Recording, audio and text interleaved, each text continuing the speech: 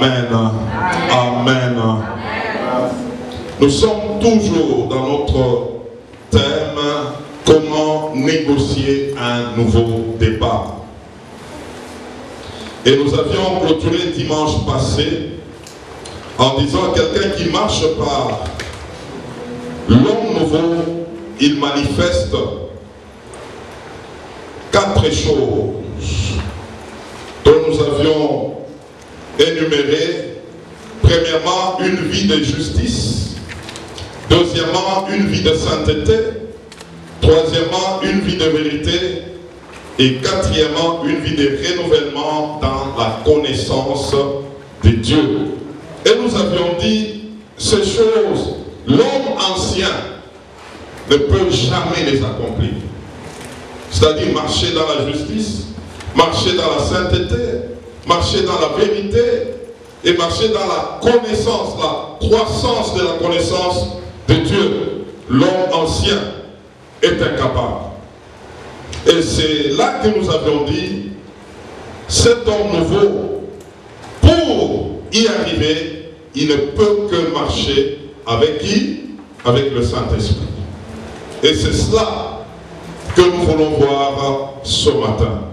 Avant d'avancer, nous voulons lire quelques passages qui vont nous aider à comprendre le message de ce matin. Premièrement, nous prenons Romains chapitre 8, le verset 11. Romains chapitre 8, le verset 11. Nous lisons au nom de Jésus-Christ.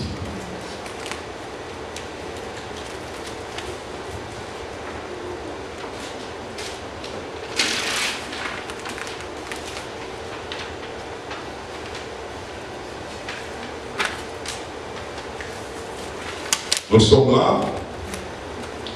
Et si l'esprit de celui qui a ressuscité Jésus d'entre les morts habite en vous, celui qui a ressuscité Christ d'entre les morts rendra aussi la vie à vos corps mortels par son esprit qui habite en vous.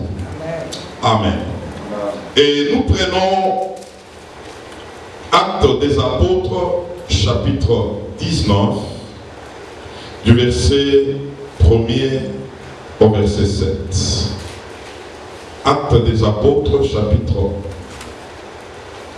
19, du verset 1er au verset 7. Nous suivons la lecture.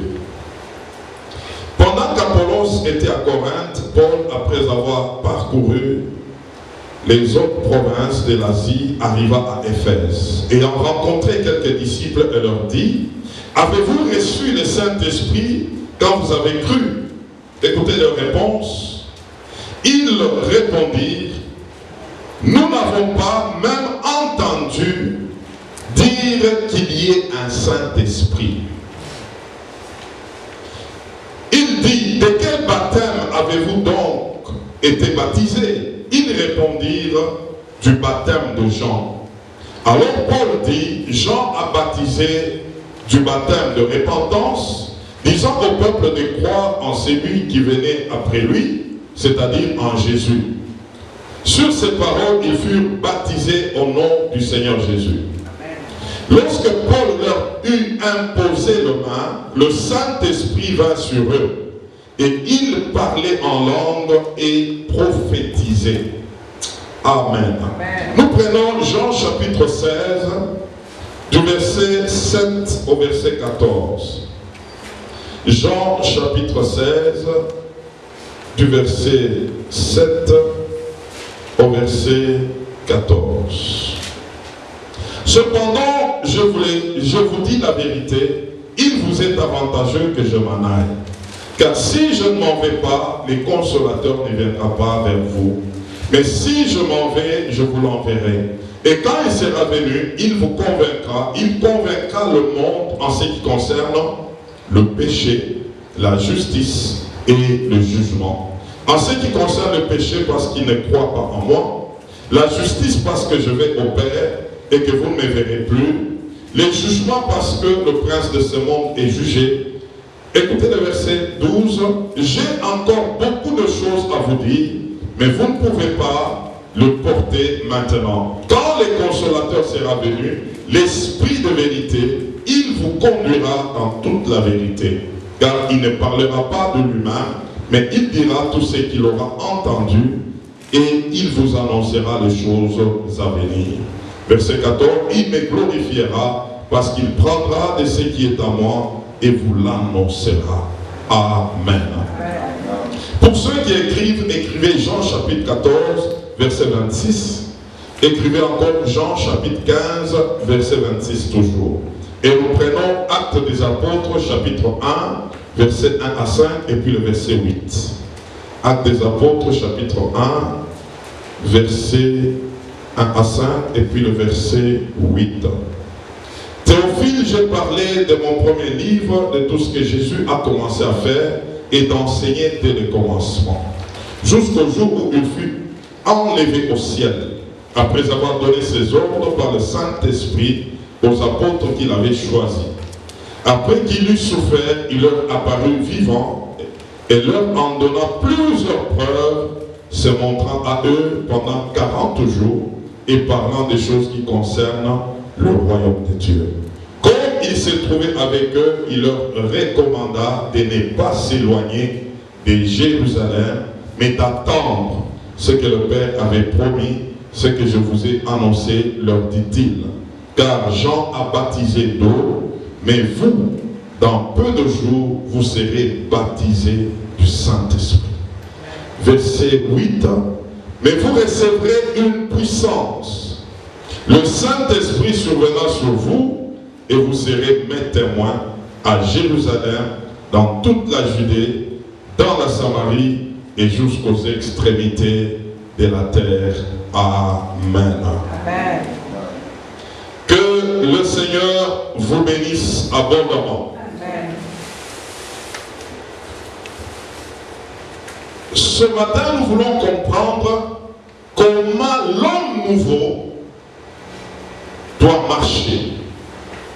Parce que ça fait de temps que nous parlons, Dieu de cette chair, que l'homme ancien est incapable de marcher avec Dieu. Je lui ai donné plusieurs exemples et j'ai donné l'image d'Abraham et Abraham. Abraham ne pouvait pas marcher avec Dieu. Il a fallu qu'Abraham meure pour que Abraham puisse sortir et commencer à marcher avec Dieu. Et nous avions dit, l'homme ancien, on ne l'améliore pas. L'homme ancien, on fait quoi? On les tue. Et ce que nous venons d'entendre avec notre sœur, c'est ça, tuer l'homme ancien. C'est dépouiller de ses œuvres, les exposer, renoncer à ses œuvres, afin que l'homme nouveau puisse se manifester. Et dimanche, nous avions conclu en disant, quelqu'un qui marche par l'homme nouveau, on va le retrouver. Cet homme est en train de marcher dans la justice. Amen. Il est en train de marcher dans la sainteté. Il est en train de marcher dans la vérité. Et cet homme est en train de croître spirituellement dans la connaissance de Dieu. Et nous avions dit, une telle manière de marcher, l'homme ancien ne peut pas. L'homme ancien ne peut pas marcher dans la pureté. Ne peut pas marcher dans la sainteté. Ne peut pas marcher dans la vérité. L'homme ancien, c'est les mensonges. C'est les petits chemins. L'homme ancien ne peut pas demeurer dans la justice. Et nous avions dit, dimanche passé, que ces choses sont possibles que par le Saint-Esprit. C'est lui qui nous rend capables. La sainteté, lorsque l'homme veut marcher de lui-même, il ne saura pas. La justice, lorsque l'homme veut marcher de lui-même, il ne saura pas. La vérité, lorsque l'homme veut marcher de lui-même, il ne saura pas. C'est pourquoi beaucoup de gens se battent. Parce qu'en réalité, ils veulent améliorer l'homme ancien afin de marcher dans la justice. Ça n'ira pas. Ça n'ira pas. Alors nous venons de lire Romains chapitre 8, verset 11.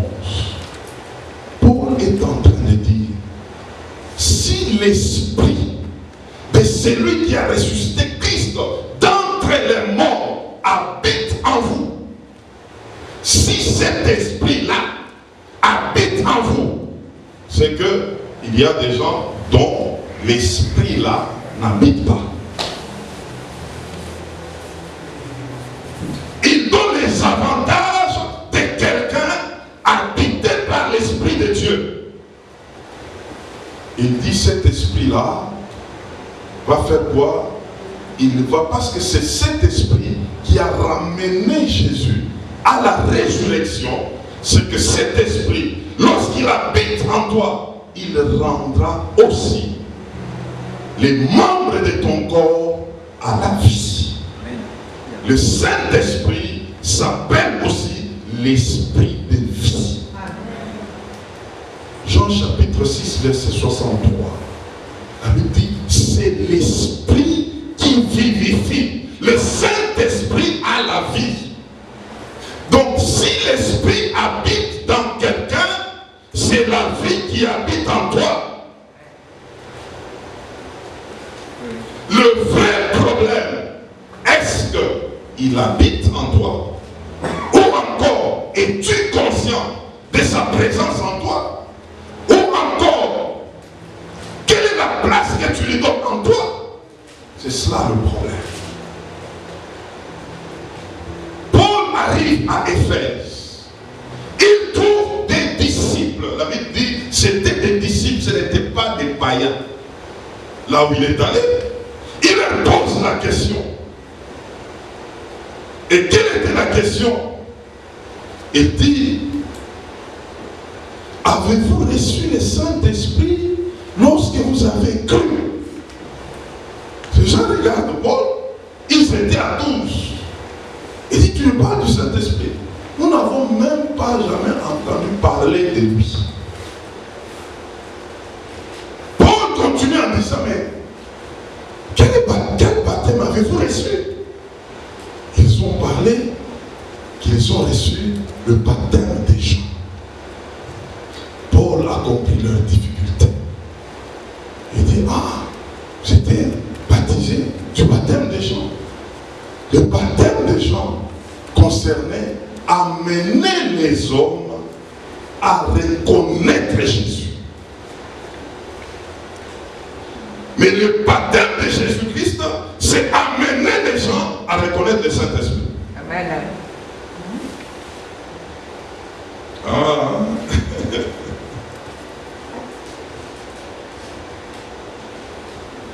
C'est ça les problèmes de plusieurs. Il y a des gens qui veulent connaître Jésus, mais ils ne veulent pas travailler avec le Saint-Esprit pour que cette connaissance de Jésus soit excellente et puisse croître davantage. Vous savez,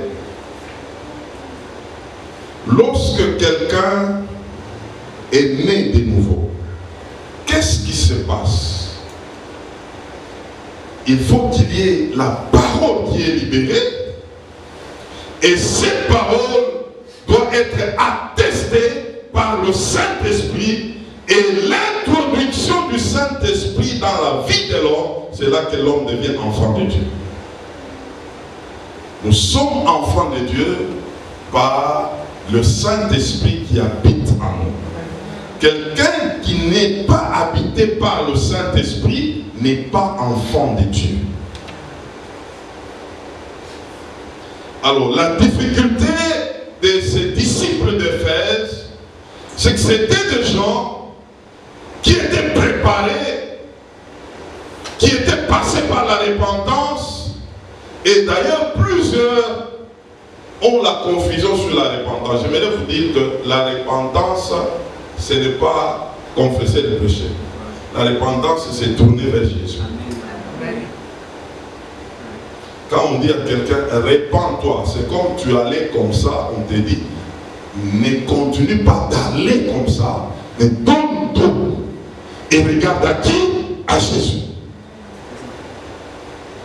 Donne tout à tous ceux qui portent sur toi.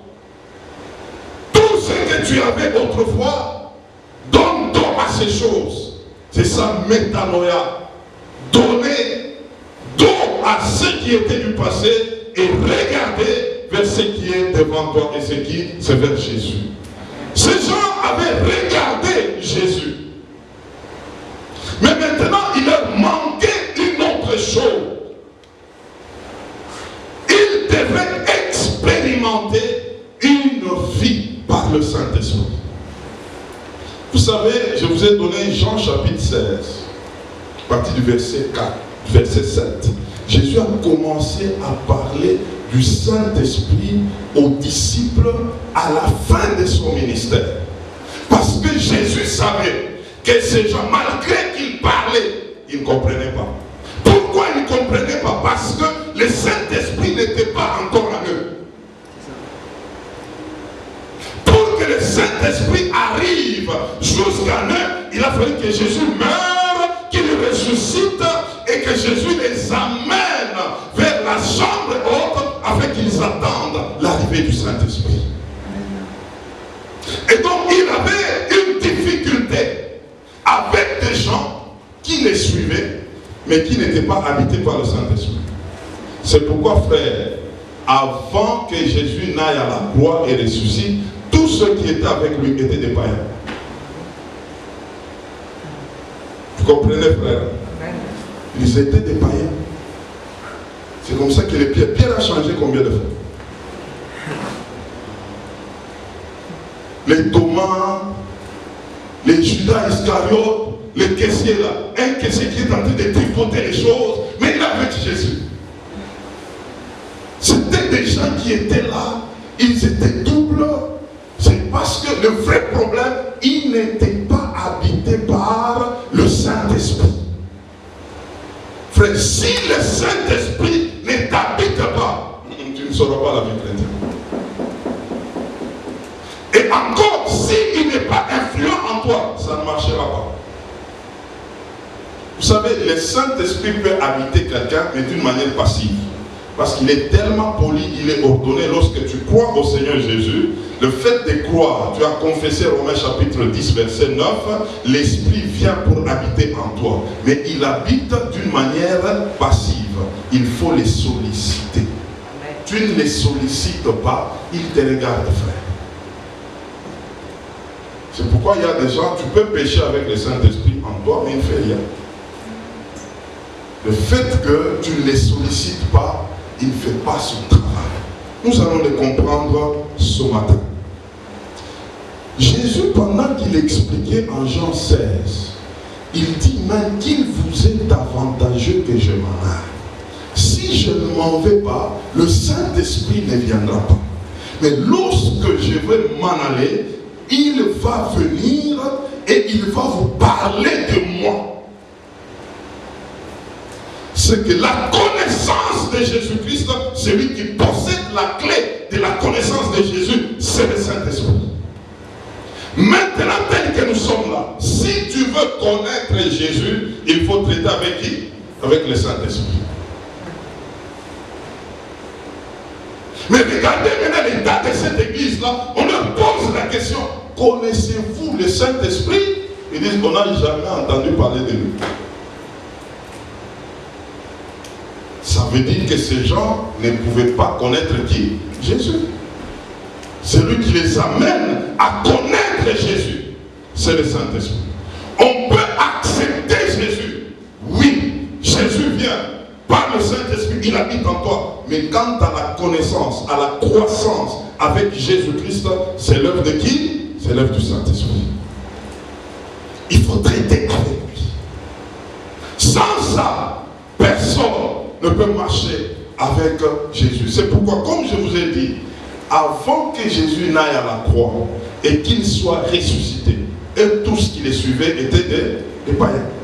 C'est pourquoi même quand on a crucifié Jésus, tous ont fui.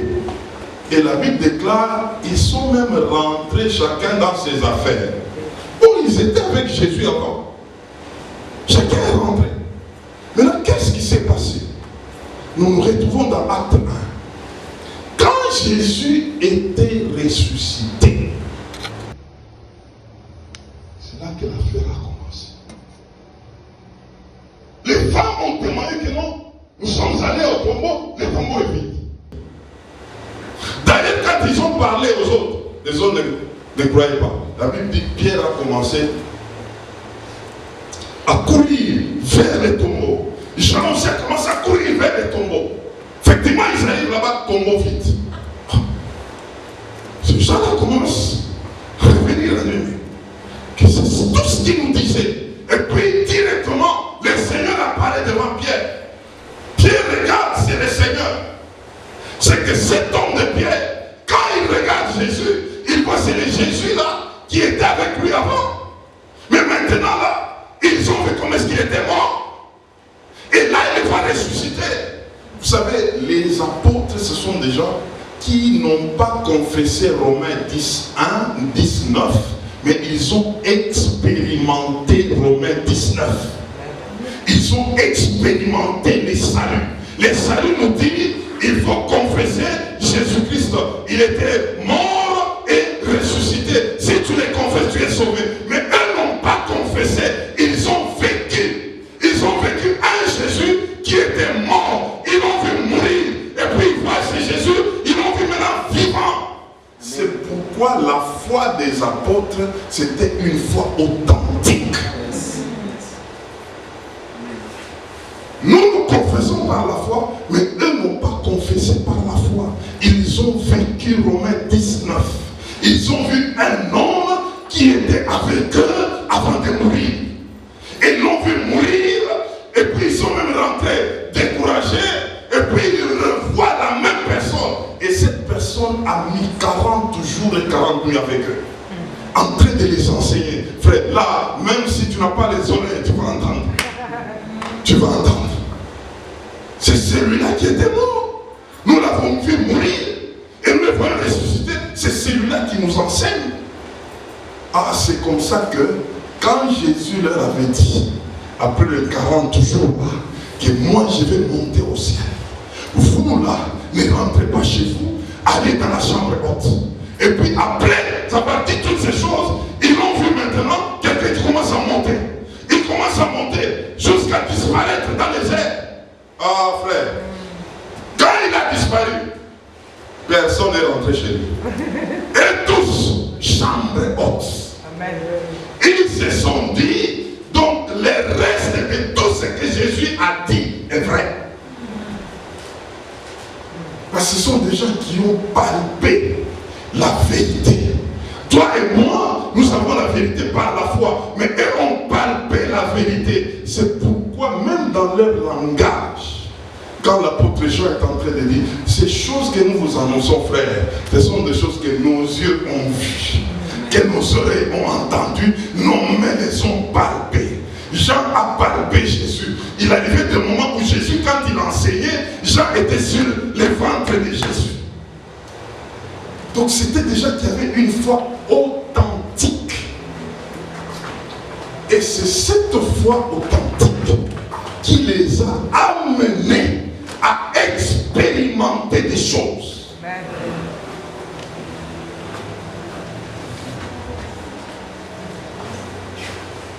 Alors, après avoir monté, Jésus leur avait dit, allez dans la chambre haute.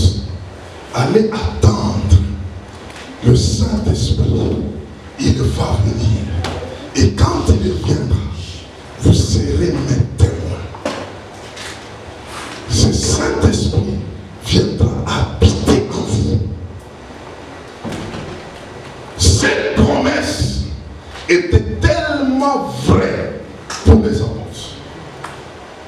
C'est comme ça qu'ils sont allés là-bas pour aller attendre. Vous savez, mes frères,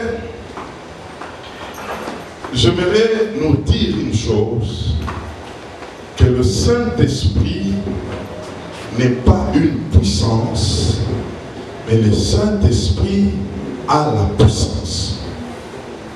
Alors, beaucoup ont limité le Saint-Esprit à la puissance, pendant que il n'est pas une puissance, il est une personne de la divinité possédant parmi ses vertus la puissance.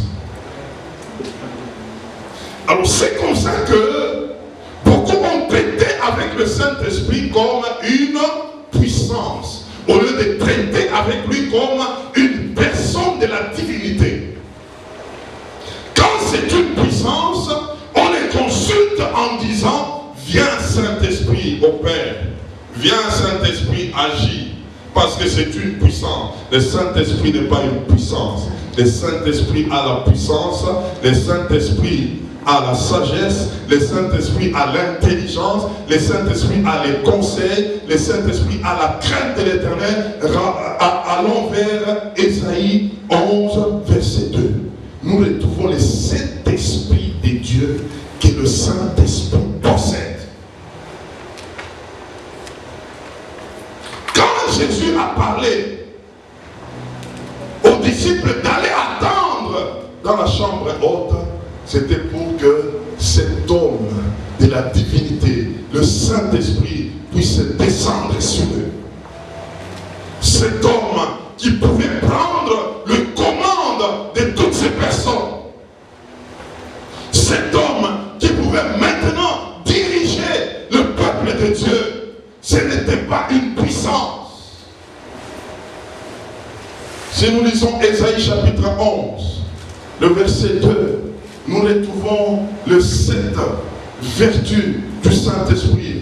Il a un esprit éternel. Premièrement, le Saint-Esprit est éternel, il est Dieu.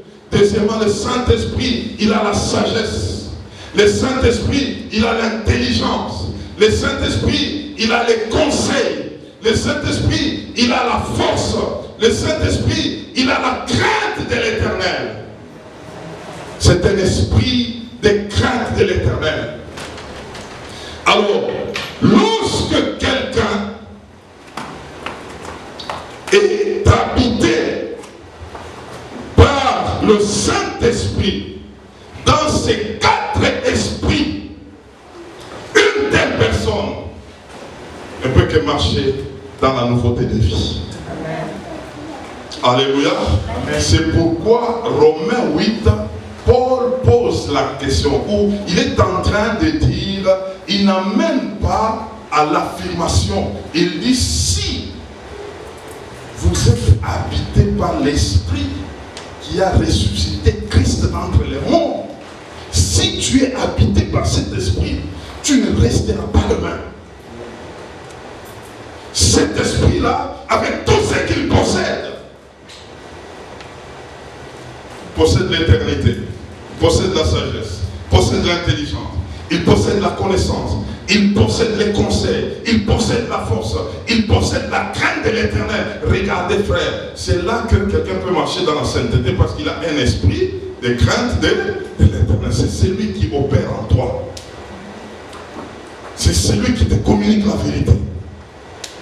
C'est celui qui te communique l'amour de Dieu. Selon 2 Timothée chapitre 1 verset 7. L'esprit que vous avez reçu n'est pas un esprit de timidité, mais un esprit de force, d'amour et de sagesse. Le Saint-Esprit. Même pour aimer Dieu, c'est l'œuvre du Saint-Esprit. C'est lui qui nous pousse à aimer Dieu. Tu ne peux pas aimer Dieu par ton homme ancien. C'est le Saint-Esprit qui est tenté de nous ravitailler l'amour de Dieu. Il est tenté de nous amener à aimer Dieu. Plus tu aimeras ton Dieu, tu aimeras le prochain. Tu ne peux pas aimer le prochain sans aimer Dieu. Vous savez, c'est pourquoi aujourd'hui le monde est incapable de communiquer l'amour. Parce qu'avant de donner l'amour à quelqu'un, il faut d'abord rencontrer l'amour. Et l'amour, c'est Dieu lui-même. Amen. C'est par lui que nous pouvons aimer l'autre. Et ça, c'est le Saint-Esprit qui possède toutes ces vertus-là.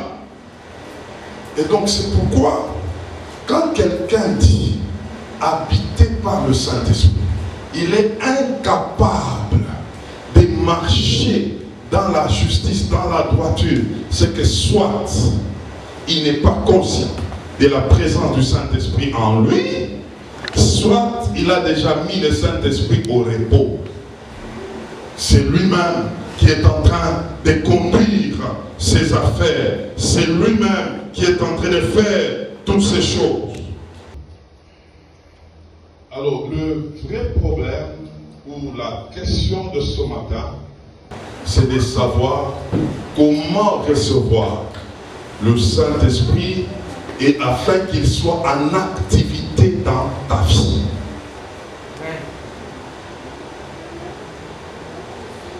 Mon frère, ma soeur, la vie chrétienne sans le Saint-Esprit, je ne sais même pas comment on peut l'appeler une vie chrétienne. Ça deviendra une vie païenne. Marcher, prétendre marcher avec Dieu, mettant le Saint-Esprit de côté, c'est déjà échouer cette marche-là.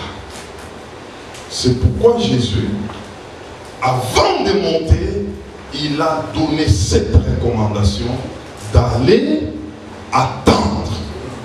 Il y a 3 choses ce matin autour desquelles nous voulons partager pour quelqu'un qui veut le recevoir le Saint-Esprit et marcher avec lui, étant conscient. Je crois que je peux parler à des gens qui ont le Saint-Esprit, il y a d'autres malgré qu'il l'a, mais il n'est pas conscient. Il ne vit pas avec lui. Il ne côtoie pas. Il n'interroge pas. Et nous avons aujourd'hui beaucoup de questions.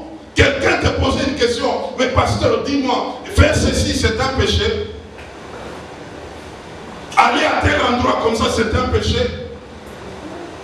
Mais Jésus est en train de dire, le Saint-Esprit, quand il viendra en vous, il vous convaincra du péché, de la justice et du jugement. Et pourquoi nous nous posons encore de telles questions? Jésus l'appelait consolateur. Combien de gens aujourd'hui, étant enfants de Dieu, mais qui marchent dans les soucis, plein de soucis, pleurant. Mais le consolateur est là. Comment tu peux vivre dans les soucis et on te dit, en toi, il y a un consolateur? C'est que tu ne le consultes pas. C'est que tu ne parles pas avec lui. Tu n'échanges pas avec lui. Il est là. Mais tu continues à faire tes affaires. Tu continues à te battre encore toi-même. C'est que c'est un problème. Aujourd'hui, nous voulons comprendre comment associer notre vie à cet homme du Saint-Esprit. Comment marcher avec lui. Comment être conscient de lui. La première des choses, ne fais rien sans attendre qu'il ne vienne dans ta vie. Il faut attendre. Les disciples, lorsqu'ils ont rencontré Jésus, par rapport au Romains 19, qu'est-ce qu'ils ont fait? Quand ils ont vu Jésus monter, tous, la direction c'était où? La chambre haute. Et pour attendre la venue du Saint-Esprit, eux tous étaient en prière. L'attente c'était la prière. Ils attendaient quelqu'un. Leur prière était d'attendre. Leur prière était Saint-Esprit, c'est toi que nous attendons. Il y a des prières et des prières. Je veux te dire que la prière excellente, c'est une prière où tu es en train de désirer que le Saint-Esprit soit en activité dans ta vie. C'est pourquoi le Seigneur Jésus est en train de dire, vos pères méchants qu'ils sont, ils vous donnent des choses que vous leur demandez. À combien plus forte raison, si vous me demandez, je vous donnerai le Saint-Esprit. Quelqu'un qui a soif du Saint-Esprit, une telle personne, sa vie va changer. Quelqu'un qui veut que l'influence du Saint-Esprit soit réelle, une telle personne ne marchera pas, ne restera pas le même. L'attente du Saint-Esprit, c'est la vie de prière où nous désirons que le Saint-Esprit seul puisse nous impacter. Je suis en train de dire, je ne peux pas m'avancer. J'attends que lui-même puisse m'inonder, lui-même puisse m'impacter. C'est pourquoi Paul, pendant qu'il devait aller à Éphèse, il dit, je ne veux pas aller, mais j'entends la Pentecôte. Parce que je sais que là où je dois aller, il y a une porte d'accès efficace qui m'est ouverte. Mais avant d'y arriver, il faut que j'expérimente la Pentecôte. Il doit attendre. Une vie d'attente du Saint-Esprit. Tu es en train de les désirer. Ne commence pas ta vie chrétienne sans le Saint-Esprit. Sans l'influence du Saint-Esprit. Le disciple d'Emmaüs, lorsqu'ils ont rencontré Jésus sur le chemin d'Emmaüs dans Luc 24, ces gens étaient troublés. Ils croyaient que Jésus n'était pas ressuscité. Ils rentraient chez eux. Mais lorsqu'ils ont vu c'est Jésus ressuscité, ils ont compris que c'était lui. Ils ont changé de direction. Ils n'ont plus rentré chez eux à Emmaüs, direction la chambre haute, pour aller faire quoi? Pour aller attendre que le Saint-Esprit arrive. Deuxièmement, il ne suffit pas seulement d'attendre, mais il faut expérimenter sa propre Pentecôte. Amen. Expérimenter sa propre Pentecôte. Dans la chambre haute où ils attendaient, ils étaient à 120. Et même les femmes étaient là. Même Marie, la mère de Jésus, biologique, sur le plan physique, était là. Eux tous attendaient dans la prière. Et quelque chose s'est passé pendant qu'ils étaient en train d'attendre. Le Saint-Esprit était descendu. Le Saint-Esprit s'est posé sur chaque tête. Il y avait des langues de feu. Parce qu'ils étaient à 120, il y avait 120 langues de feu sur la tête de chacun. Et même Marie était remplie du Saint-Esprit. Et même Marie a parlé en langue. J'aimerais dire ce matin, ceux qui adorent Marie, est-ce qu'ils parlent en langue? Ceux qui parlent de Marie, est-ce qu'ils parlent en langue? Ces jours-là, Marie a parlé en langue. Ils étaient là, eux tous, et ils étaient considérés comme des gens ivres. Même Marie, quand on la regardait, elle était toujours dans les chakaraba, shikoroba, shikakaraba, rokoroba. Marie était en langue. Et tous ceux qui les écoutaient, vous savez frère, lorsque le Saint-Esprit saisit quelqu'un, il les sort dehors. La personne ne peut pas rester là-dedans. Ils étaient dans la chambre haute. Ils étaient saisis par le Saint-Esprit. L'Esprit a commencé à les pousser dehors. Ils sont arrivés dehors. Et ils ont trouvé tout un peuple qui était là dehors pendant qu'eux priaient en langue. Et les autres pouvaient se dire, ils sont ivres. Depuis que tu as commencé ta vie chrétienne, est-ce que quelqu'un t'a déjà regardé et dire, non, il est ivre? Pose cette question à ton voisin. Nous avons aujourd'hui des chrétiens sérieux, des chrétiens civilisés, des chrétiens qui savent contrôler tout. Et quand ils commencent à prier là, ils commencent à taper les pieds, ils disent non, non, non, ici on ne fait pas comme ça.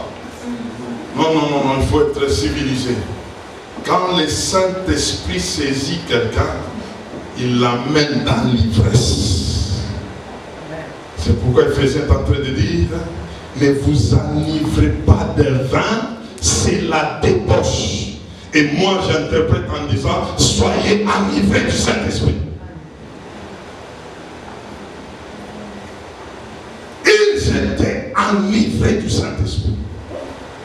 Et le signe qui a montré qu'ils étaient ivres parce qu'ils parlaient des choses que d'autres ne comprenaient pas. Un homme ivre à parler, il fait quoi? Il balbutie, il dit des choses. C'est comme ça que quand on rencontre quelqu'un, on lui dit, non, toi tu étais ivre. Regarde ce que tu disais hier. Tu disais des choses que tu ne comprenais pas. C'est ça, l'ivresse du Saint-Esprit doit te pousser à commencer à dire des choses que toi-même tu ne maîtrises pas, ni Satan ne maîtrise pas. Il n'y a que Dieu seul de parler en langue. C'est un parler codé.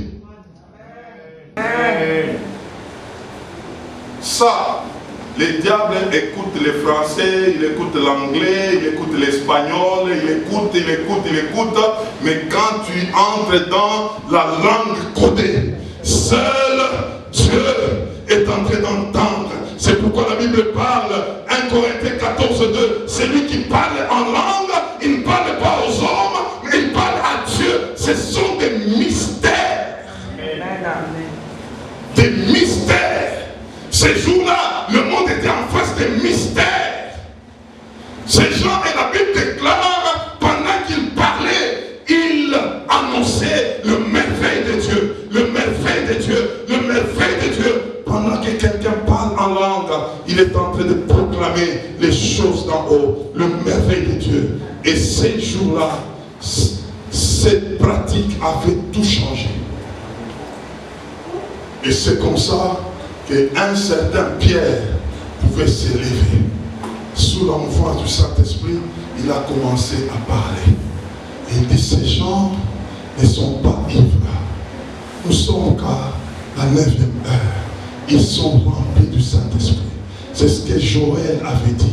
Au dernier jour, je répandrai de mon esprit sur toute chair.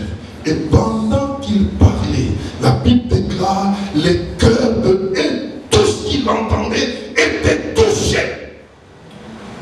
Quand c'est un message du Saint-Esprit, c'est le cœur qui est touché. Et quand c'est un message de l'homme, c'est les sentiments. Regardez aujourd'hui combien de gens sont dans les sentiments dans les églises. Et en disant, c'était bon, pasteur prêche encore. Le prêche encore parce qu'on dit, oh tu seras grand, tu seras fort, tu auras. Oui, prêche encore, mais quand c'est le Saint-Esprit qui parle, il s'adresse à l'esprit. Il s'adresse au cœur et la personne va répondre en disant, qu'est-ce que je dois faire? Qu'est-ce que je dois faire? Quand une parole ne t'amène pas à te poser des questions, ce n'est pas encore une parole.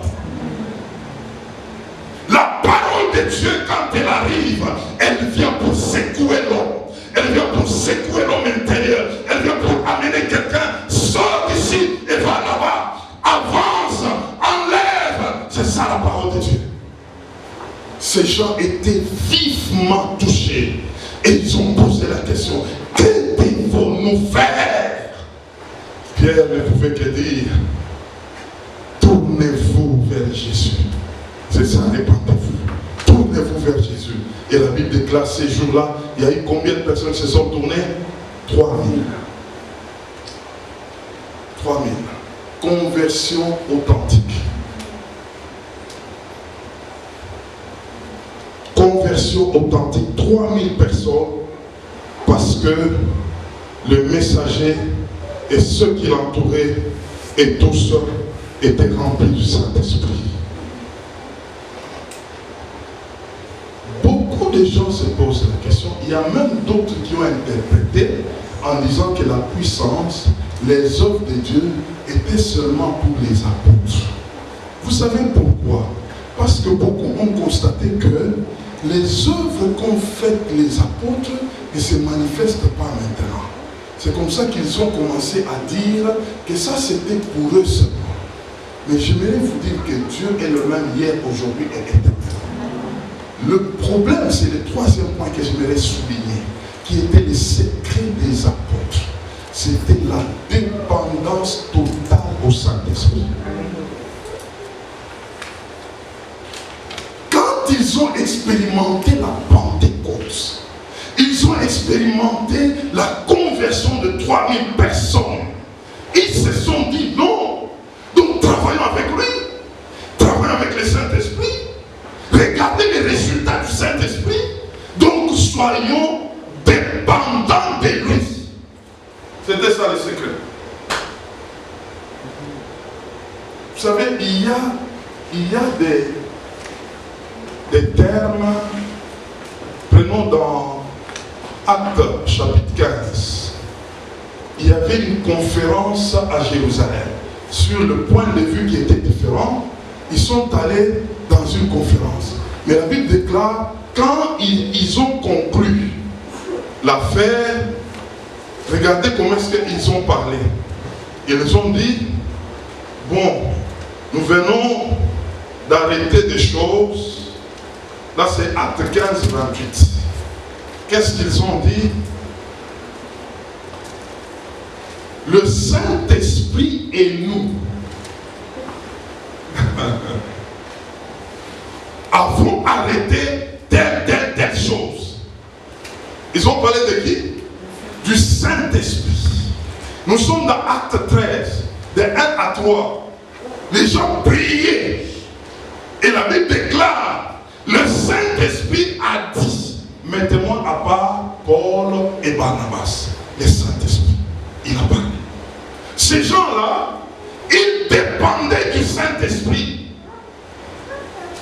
Dans Acte 20, 22,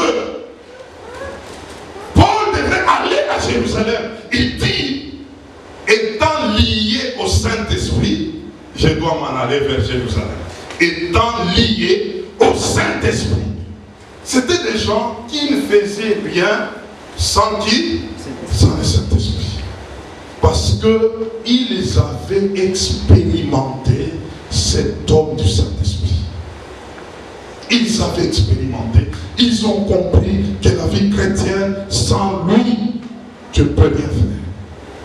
C'est là que le psaume 32, verset 8, la Bible est en train de dire, c'est le Saint-Esprit qui parle.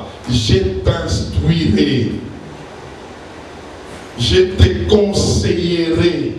Je te montrerai le chemin que tu vas suivre. Ça, ce n'est pas une puissance, ça. Ça, c'est une personne. Amen. Ça, c'est une personne. Arrêtez de traiter avec le Saint-Esprit comme une puissance. C'est une personne, mais il a une puissance. C'est comme ça que beaucoup veulent donner des ordres au Saint-Esprit. Le Saint-Esprit vient et agit. Le Saint-Esprit fait. Il l'utilise comme une puissance. Il n'est pas une puissance. Il faut s'arrêter de dire, Saint-Esprit, qu'est-ce que tu dis avec moi? C'est toi qui as la direction de ces affaires. C'est toi qui sais faire. Qu'est-ce que tu me conseilles dans cette affaire? Comment je dois faire? Comment je dois agir? Quelqu'un qui agit comme ça avec le Saint-Esprit, il lui donne la première place. Or, le Saint-Esprit a la sagesse, il a l'intelligence, il a la connaissance, il a la force et il a la crainte de l'Éternel. Il te conduira. Amen. Il te conduira. Ces apôtres avaient compris ce secret-là. Ils se sont mis à traiter avec lui. Je suis en train d'aller vers la fin. C'est là que nous nous retrouvons. Paul comprenant ces choses. Paul a fait une prière dans Éphésiens 3, 14 à 19. Il dit, je ne cesse de prier pour vous, afin que vous soyez puissamment fortifiés dans votre homme intérieur. Puissamment fortifiés. Et au verset 19, il continue en disant, afin que vous soyez remplis dans toute la plénitude de Dieu. Quand quelqu'un est puissamment fortifié par le Saint-Esprit, il est rempli de la plénitude de Dieu. Une telle personne ne peut qu'opérer par l'homme nouveau. L'homme ancien n'a pas de place. C'est l'homme nouveau qui prend la direction. Parce que cet homme dépend du Saint-Esprit. Cet homme, le Saint-Esprit l'a déjà fortifié. Le Saint-Esprit a déjà pris les commandes de sa vie. Et dans Éphésiens toujours, le chapitre 1, à partir du verset 17, Paul fait encore la prière. Il est en train de dire, je ne cesse de dire à Dieu, de vous donner l'esprit de sagesse et de révélation, afin que vos yeux intérieurs s'ouvrent Aïe, aïe, aïe. Quand c'est le Saint-Esprit qui prend la direction, le commande de la vie de quelqu'un, c'est là, il commence à opérer par la sagesse, il commence à opérer par la révélation. C'est-à-dire cette personne commence à voir clair. Cette personne commence à voir là où mettre les pieds, là où ne pas mettre les pieds. Parce que ses yeux sont ouverts. C'est pourquoi Paul dit en Romains 1, que je vous ai donné au début, si l'esprit de celui qui a ressuscité Christ d'entre les morts habite en vous, il a commencé par si, parce qu'il y a beaucoup qui ne traitent pas avec lui. Il y a beaucoup qui ne les considèrent pas. Il y a beaucoup qui les prennent pour une puissance. Il y a beaucoup qui font leurs affaires et ils appellent à la fin cet esprit vient m'aider. Mais Paul est en train de dire si cet esprit-là est en toi, et je vais le dire ce matin, si cet esprit-là, tu les considères, il y a des combats qui vont te finir. Il y a des choses qui vont te laisser. Tu vas opérer dans une autre vie. Tu vas vivre une nouveauté de vie. Ce matin, je suis en train de chuter en vous disant, cherchons cet homme du Saint-Esprit et dépendons totalement de lui. Cherchons à l'expérimenter. La vie chrétienne, c'est une vie avec le Saint-Esprit. Et la vie chrétienne doit nous plonger dans l'ivresse. Si personne n'est encore traité de fou, d'une personne ivre, tu n'es pas encore arrivé. Amen, mon frère. Amen. Tu es toujours sage là. Non, en tout cas, non. Je n'aime pas là où il y a beaucoup de bruit. Hein. Non, les choses de Dieu, là, il faut le faire bien, il faut le faire correctement. Frère, tu n'es pas encore. Il faut qu'on te regarde et qu'on dise que non, il a bu. Et quand on dit il a bu, toi tu dis oui, j'ai bu. J'ai bu. Mais une autre boisson. Et vous n'arriverez pas de vin, c'est de la débauche. Mais enivrez-vous quand même. Du Saint-Esprit. Si nous tous nous sommes ivres ici, frère, nous allons sortir. Nous allons sortir dehors. Et j'aimerais lancer cet appel. Si c'est le Saint-Esprit qui est avec nous, nous ne serons pas comme ça.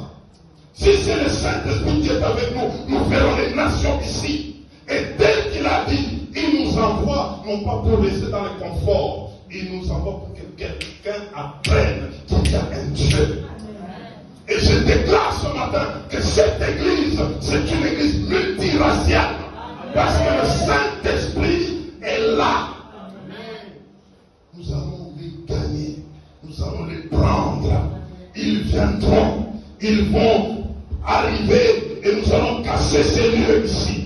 Ici, il y a une salle qui est de l'autre côté. Bientôt, nous allons enlever ça.